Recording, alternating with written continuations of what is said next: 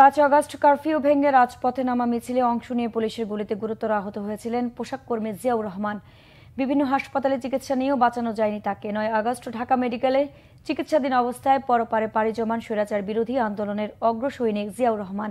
পরিবারের একমাত্র উপার্জনক্ষম ব্যক্তিকে হারিয়ে 2 সন্তান নিয়ে অথই পাথরে ভাসছেন তার স্ত্রী শাহনাজ আক্তার। মুহিমুল্লাহ মুহিবের রিপোর্টে বিস্তারিত। গাজীপুরের টঙ্গীতে আদর্শপাড়া মসজিদ এলাকায় পুরো পরিবার নিয়ে থাকতেন জিয়াউর রহমান। সভ্যতার কাছাকাছি থেকেও যে এলাকাটিতে থাকতেন জিয়া, সেখানে যেন যোগাযোগ নামক সভ্যতা এখনো পৌঁছায়নি। বেতনের সঙ্গে সঙ্গতি রেখে একজন পোশাক কর্মীর পক্ষে এর চেয়ে ভালো জায়গায় হয়তো ভাড়া বাসা নিয়ে থাকা কষ্টসাধ্য ব্যাপার। 45 বছর বয়সী জিয়াউর রহমান টঙ্গীর আশরাফ সেতু কমপ্লেক্স এলাকার পোশাক কারখানায় চাকরি করতেন।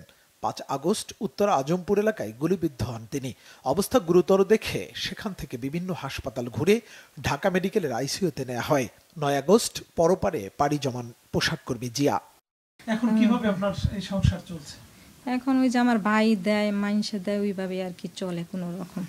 বাচ্চা দুইটার তো আব্বুর অনেক আশা ছিল যে ওকে ডাক্তার বানাবে আর ওকে ভালো একটা ভালো মতো পড়াশোনা করে ওই চাকরি নিবে।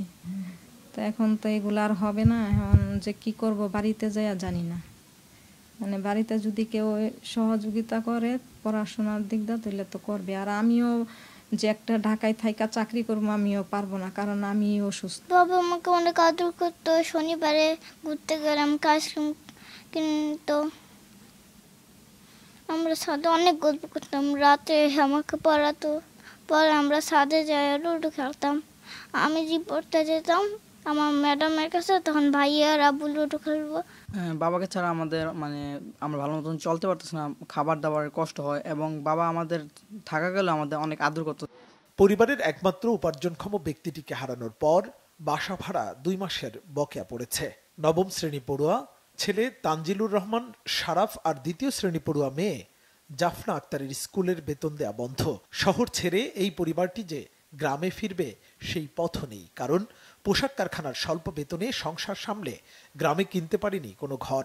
জিয়াউর রহমানকে হারিয়ে 2 সন্তান নিয়ে এখন অথই সাগরে ভাসছেন শাহনাজ আক্তার।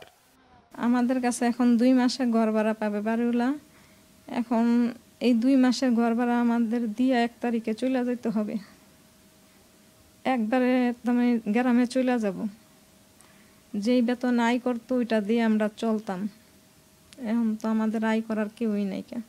গ্রামের বাড়ি দিনাজপুরের বিরল উপজেলার মুন্সিপাড়া গ্রামে চিরনিদ্রায় শায়িত হন স্বৈরাচার পতন আন্দোলনের এই অগ্রজ সৈনিক। মুহিবুল্লাহ মুহিব, বাংলা ভিশন, টঙ্গী, গাজীপুর।